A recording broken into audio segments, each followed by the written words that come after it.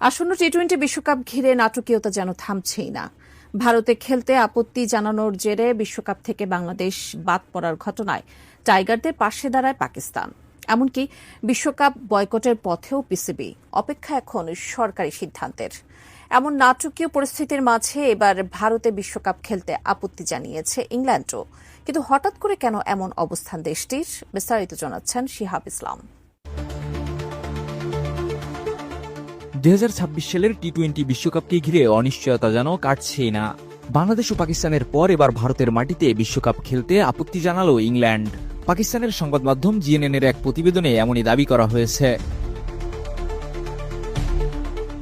জিএনএন-এর দাবি অনুযায়ী ভারতের কয়েকটি অঞ্চলে নিপা ভাইরাসের প্রাদুর্ভাবের খবর ছড়িয়ে পড়ার পর ইউরোপের একাধিক দেশ, বিশেষ করে ইংল্যান্ড, সেখানে খেলতে অনাগ্রহ প্রকাশ করেছে।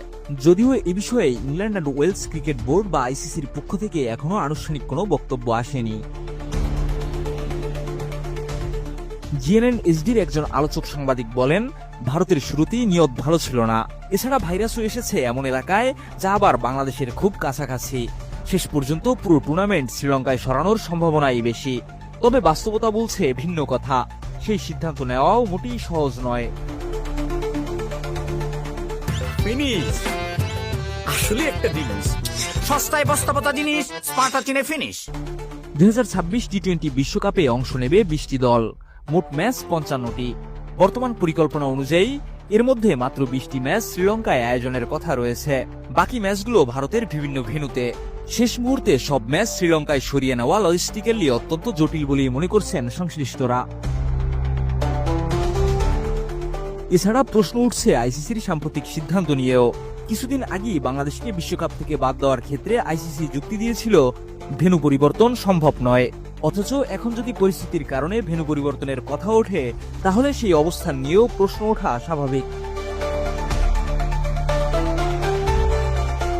আর নিপা ভাইরাস নিয়ে উদ্বেগ শুধু ভারতের মধ্যে সীমাবদ্ধ নেই। আন্তর্জাতিক সংবাদ মাধ্যম আল জাজিরা তাদের প্রতিবেদনে জানিয়েছে, বিশ্ব স্বাস্থ্য সংস্থার মতে এই ভাইরাসে মৃত্যুর হার 40 থেকে 75% পর্যন্ত হতে পারে, যা একে করোনা ভাইরাসের চেয়েও বেশি প্রাণঘাতী করে তোলে। ভারতের national centre for disease control ইতিমধ্যেই স্বাস্থ্যকর্মীদের জন্য মাস্ক, গগলস ও পিপিই ব্যবহারের নির্দেশ দিয়েছে।